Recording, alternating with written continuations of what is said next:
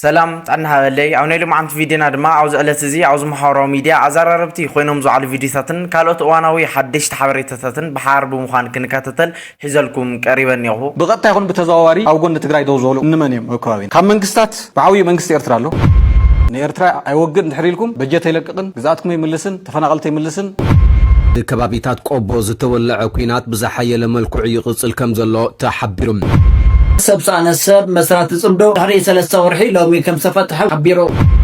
ኣብ መንጎ ዕጡቋት ፋኖን ሰራዊት ምክልኻል ብልጽግናን ዝካየድ ዘሎ ውግእ ኣዘዝቲ ሰራዊት ኤርትራ ዝሃንደስዎ ናይ ትግራይ ሰራዊት ዝሳተፍዎ ዘለው ኩናት ይክብላን ከለዋ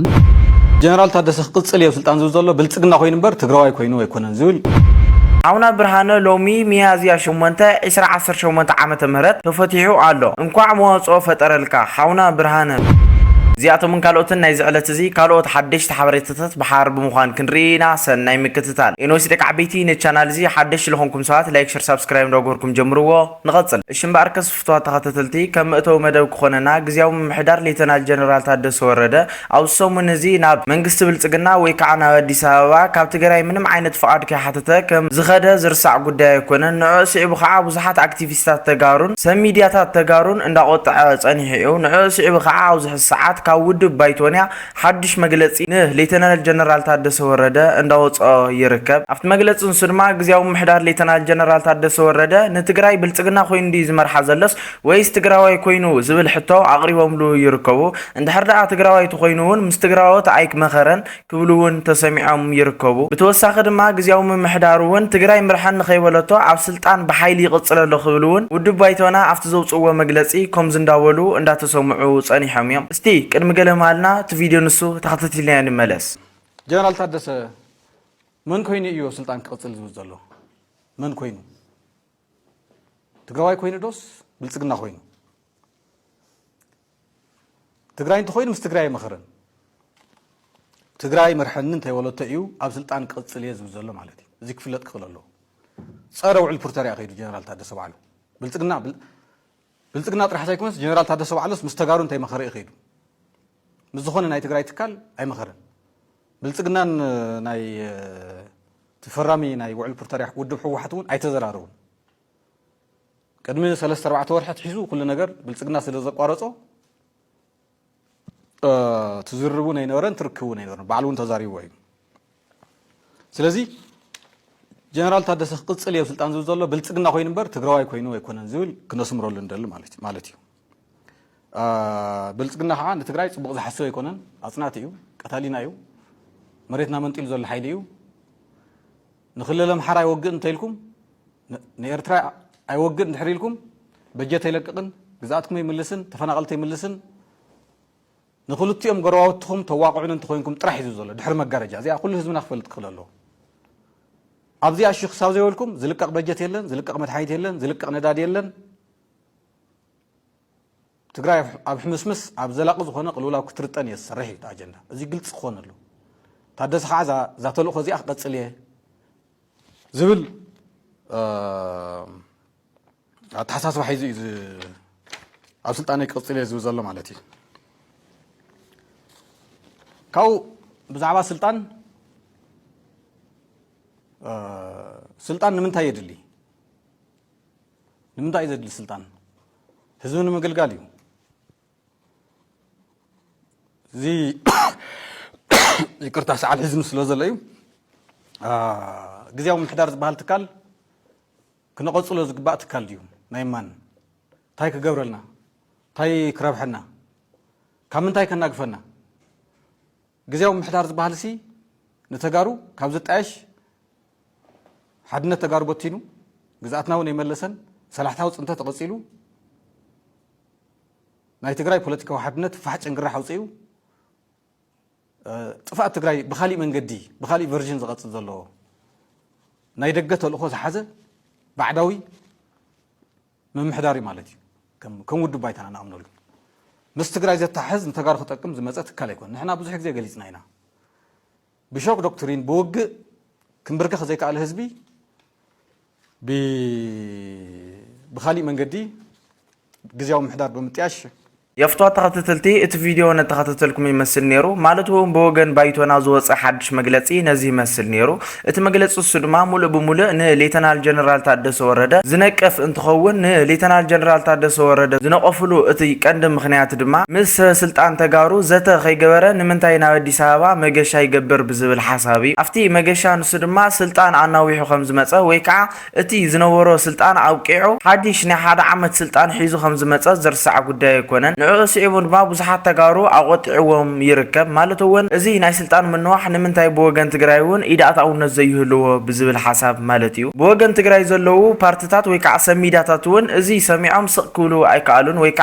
አውዚ ኮቋርጾ አይካሉን ግዜው ምሕዳር ሌተናል ጀነራል ታደሰ ወረደ አውዚ ሰዓት ንትግራይ ዝመርሓ ዘሎ ብልጽግና ኮይኑ ዳንበር ትግራዋይ ኮይኑ አይኮነን ኩሉ እንዳተሰምዑ ይርከቡ ማለትውን ትግራዋይ ክትመርሖ ተኮንካ ምስ ትግራዋይ ዘተገርካ ወይካ ትግራዋይ መሪጽካ ዳንበር አምሐራይ መሪጽካ ከመገርካ ንትግራዋይ ተመሓደር ትኽእል ብዝብል ሓሳቡን እንዳነቀፍዎ ይርከቡ እስቲ አውዚ ጉዳይ እዚ ሓሳብ ታሊኩም አቦታ ኮመንት ተቀምጥለይ ብትሕትና ይላዎ በመጻል ድማ መንግስት ብልጽግና አውዚ ሰዓት ንፋኖ ወይካ ንክልል አምሐራን ንኤርትራን እንድሕርዳት ዘወጊኹም በጀት አይለቀቅን ዝተመዛወሉ ናብ ዓዶም አይምልስን ክብል እንዳተሰምዐ ይርከብ ካልኦት ዝተመሳሰሉ ቅሳኦስ ናብ ትግራይ ዝኣቱ ዝነበሩን ክቋረጽዮም ክብል መፈራርሒ ዝመስል መግለጺ እንዳውጻ ይርከብ ክብል አቦ ወንበር ባይቶና በዝለም ዕለት እዚ እንዳሓበረና ይርከብ እዚ ጉዳይ እዚ ድማ ዘሪኤካ እቲ ብኹናትን ብጥሜትን ዘይተንበርከኸ ሰራዊት ትግራይ ወይካ ህዝብ ትግራይ ኣብዚ ሰዓት ብግዚያው መምሕዳር እንዳገበሩ የዳኽምዎ ወይካ ይሻላትይዎ ከም ዘለው እንዳራእና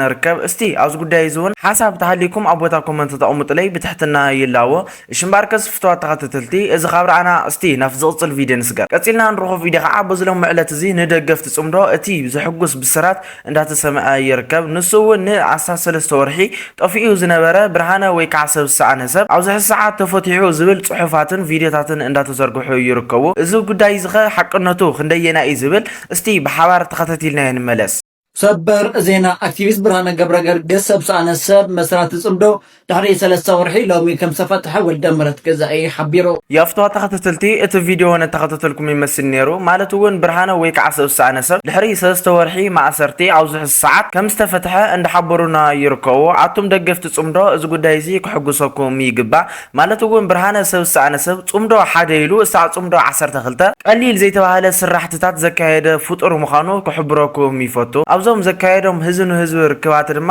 ብዙሕ አስተዋጽኦን ብዙሕ ታሪኽ ከም ዝሰርሐውን ክሕብረኩም ይፈቱ እሽምባርከስ ፍትዋ ተኸታተልቲ ካብዚ ብመቕጻል ድማ ማጊ ሾው በዝሎም ዕለት እዚ ብዛዕባ ማእሰርቲ ወይካ መፍታሕቲ ብርሃነ ሰብሳነ ሰብ ሓድሽ ዘውፅኦ ጽሑፍ እኒሄ ንሱ አንቢብናዮ ንመለስ ብርሃነ ገብረገርግስ ወይካ ልፍዓተይ ተስፋ ተዓፊኑ ኣብ ዝተወሰደሉ እዋን ወይ ይፈታሕ ወይ ናብ ቤት ፍርዲ ቀሪቡ ዓርሱ ይከላኸል ኢልና ድምፅና ኣስሚዕና ነርና ዝተዋሃበና መልሲ ን3 ወርሒ ዝጸንሕ ወታደራዊ ቅጽዓት ከም ዝተዋሃወን ቅጽዓቱ ምስ ወደአ ከም ዝፍታሕ እዩ ተነጊርና ነይሩ ሓውና ብርሃነ ሎሚ ሚያዝያ 8 2018 ዓመተ ምህረት ተፈቲሑ ኣሎ እንኳዕ መዋጽኦ ፈጠረልካ ሓውና ብርሃነ ብማል በዝሎም ዕለት እዚ ማጊ ሾው ብመንገዲ ፌስቡክ ፖስት ከም ዝገበሮ እንዳራእናዮ ንርከብ እዚ ጉዳይ እዚ ድማ ንደገፍቲ ጽምዶ እቲ ዓውይ ብስራት እዩ ንብርሃነ ከዓ እቲ ዓውይ ተሓጓሲ ኩለኩም ይፈቱ እስቲ ኣብዚ ጉዳይ እዚ ሓሳብ ወይ ከዓ ርእይቶ ተሃሊኩም አቦታ ኮመንት ተቀምጥለይ ብትሕትና ይላዎ እሽምባርከስ ፍትዋ ተኸታተልቲ እዚ ካብራና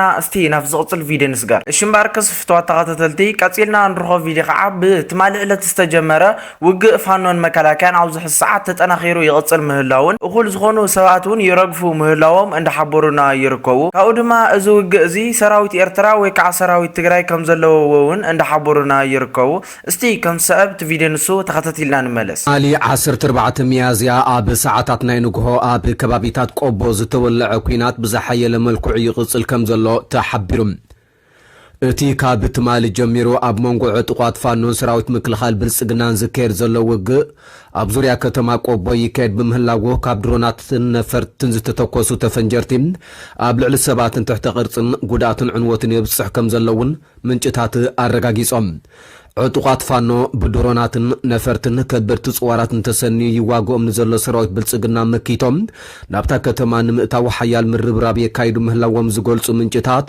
ዛጊት ብክልቲኡ ወገን ከቢድ ሰብኣዊ ክሳራታት በፂሑ ከም ዘሎ ሓቢሮም ደገፍቲ ስርዓት ብልጽግና ዝኾና ሚድያታት ብዛዕባ እዚ ኣመልኪተን ኣብ ዘሕልፍዎ ዘለዋ ጸብጻብ ኣዘዝቲ ሰራዊት ኤርትራ ዝሃንደስዎ ናይ ትግራይ ሰራዊት ዝሳተፍዎ ዘለዉ ኩናት ክብላን ከለዋ እንተኾነ ኣብ ባይታ ዝተረኣየ መርትዖ ወይ ጭብጢ ግና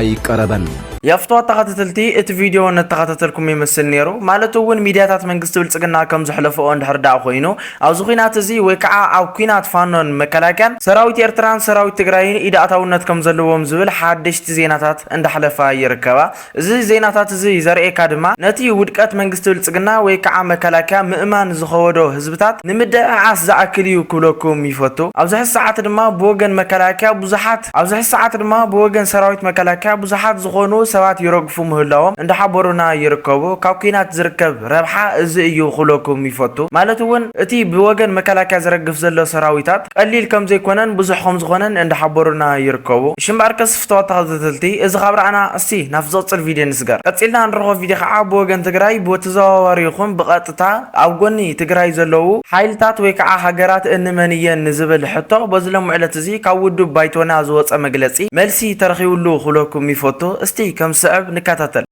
بقطع يكون بتزاوري أو قلنا تقرأي دوزولو نمنيم وكوابينا أو اشتنان كم منقستات بعوي منقست إرترالو ناي السودان منقستو يك على البرهان زمرحو ناي قبص منقستي ناي جيبوتي منقستي ناي سعودية منقستي منقست ليبيا منقست صوماليا ناي كواتار منقست إذا بمنقستات درجة زي أتوم بقطع تزاورن أو قلنا تقرأي له تمال تقرأي بينا نيرا زيك سمر الله عمست خن من الله قلنا عمستي هذا الشبابي خالي تقامتي دو السودان ناي دو السودان تقامتي